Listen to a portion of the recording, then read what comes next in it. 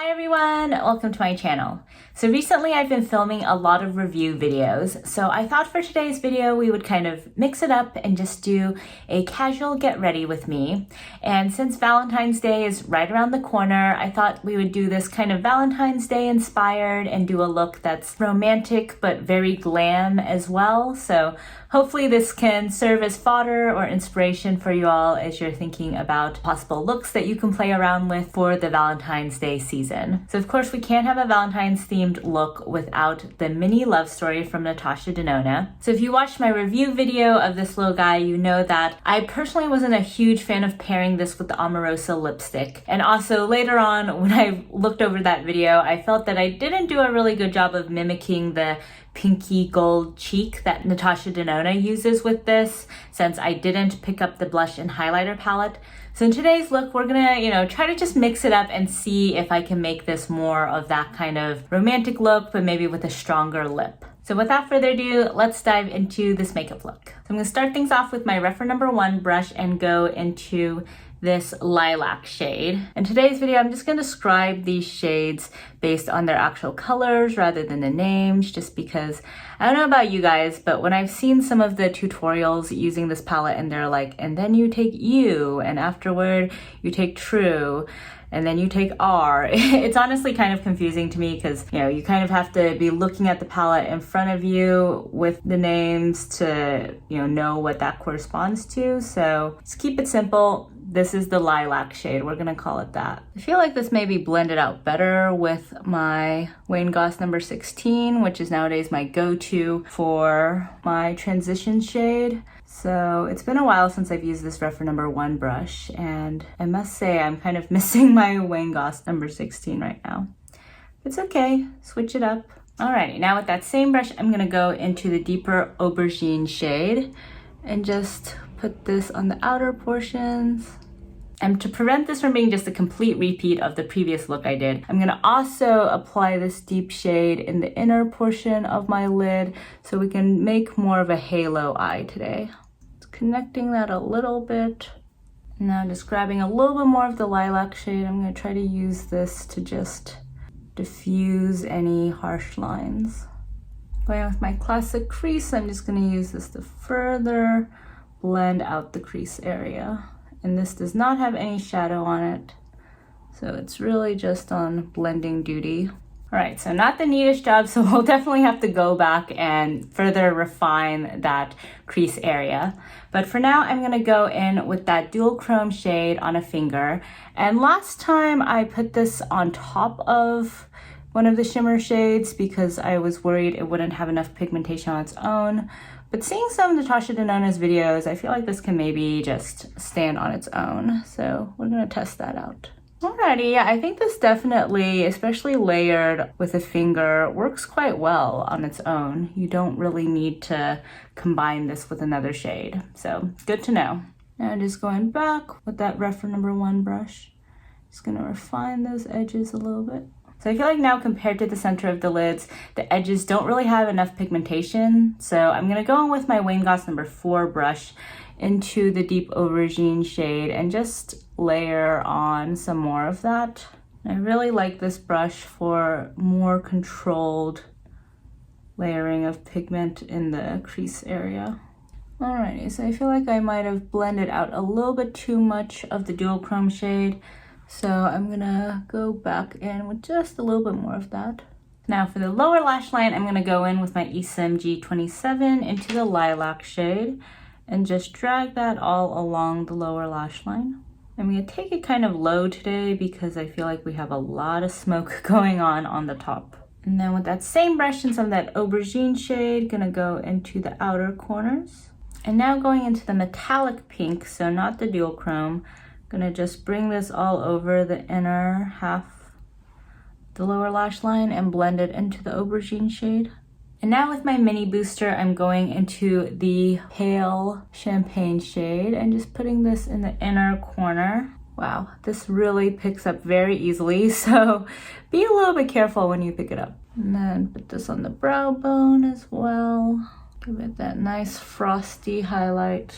Woo-wee. So this is definitely a very, very smoky look. A lot more smoky than the first look that I made with this little palette. But let's put on some eyeliner and see what this looks like with the completed eye look. So here we are with some eyeliner, and I think that helped a lot with just tying together the eye look. And I made my eyeliner a bit thicker today than normal just because I feel like, you know, we have a pretty in-your-face eye look. So I wanted to make sure the eyeliner was doing enough to really define and hold everything together. But I'm digging this look, and I feel like it matches really well with this dress I have on today. So, you know, the purpley pink vibes of this eyeshadow palette I think are a much better match than the Pillow Talk quad, which I also filmed with this dress. And if you guys haven't checked that out, I have my full face of Charlotte Tilbury video where I use that quad. So with the eyeshadow out of the way, let's go into the cheeks. So in today's look, I want to do something that is a little bit more similar to the blush highlighter duo that Natasha Denona came out with as part of this mini love story collection. And in my previous video, I kind of tried to do that, but I used my Cosmetics Magic Hour blush, and I realized in looking at the footage afterward that that was just too peachy, bronzy for the kind of pink look that I wanted. So today I have instead my RMS Pop Collection Signature Set, and I'm gonna use this shade Demure. So I figure this is like a pretty cool toned pink blush. So hopefully it's quite similar to the one in the Natasha Denona collection. And for the highlight, I'm still gonna be using the Oma Beauty Notting Hill highlighter, since I feel like this is the closest thing I have to kind of that golden pinky highlight that comes with the Natasha Denona duo. That said, the Pat McGrath highlighter just came out and I placed an order. So once that's in, I feel like that could potentially be a pretty good dupe. So without further ado, I'm gonna first try applying this Baruti bronzer as part of this quad. I wouldn't say this is my favorite way to add contour or bronze to my face because, as you can see, it kind of looks like a dark pink plum kind of shade on me, so not really the most effective bronzer on my skin, but I'm hoping this might kind of work with the overall pinky purple vibes that we have going on today. So I'm just gonna slowly build this up and hopefully this works out. I do also have my Charlotte Tilbury bronzer on standby just in case. Alrighty, so I guess this provided a little bit of contour. Not the best, but let's go ahead and just go in with Demure and see how that looks. So you can see this is definitely a pretty cool toned pink shade. Much cooler tone than the Cosmetics Magic Hour blush that I used last time with this look. Alrighty, so there we go. So I wouldn't say this is a complete dupe for the Natasha Denona blush. I think that one possibly has just a little bit more warmth to it compared to this one, but I think it's definitely a better dupe than the look I did last time. And for someone like me who is not a huge cream blush fan, I think this is, you know, close enough for me that I don't really feel like I need to get the Natasha Denona blush duo. So now let's add some highlight just to spice this look up. I'm gonna use my Anastasia Beverly Hills A23 brush and just add this to the high points of my cheeks. Ooh, look at that. It's a really pretty highlight.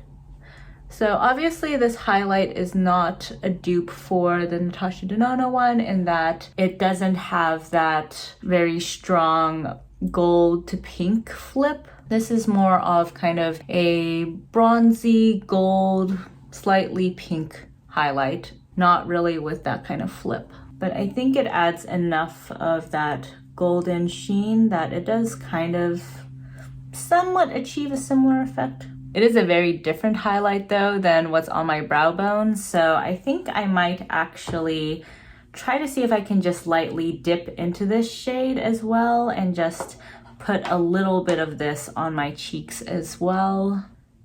There we go. Yeah, so I think that just ties the look together ever so slightly. Okay, cheeks are definitely popping now. So there we are with the cheek look done. And as I mentioned, definitely not a dupe for the Natasha Denona blush highlight duo.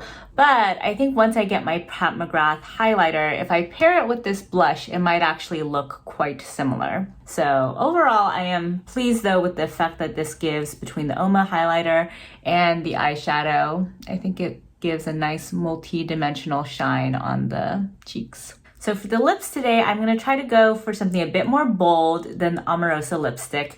So I have here my Charlotte Tilbury Hell's Bells, and this is a very beautiful purple lipstick. So here we are with the lips, and I think this actually ties together the look very well. So the cheeks really are playing on the pinkiness in the eye look, and then the lips really are drawing out that purple tone. And again, I think it also matches the dress very well. So I really am quite digging this look.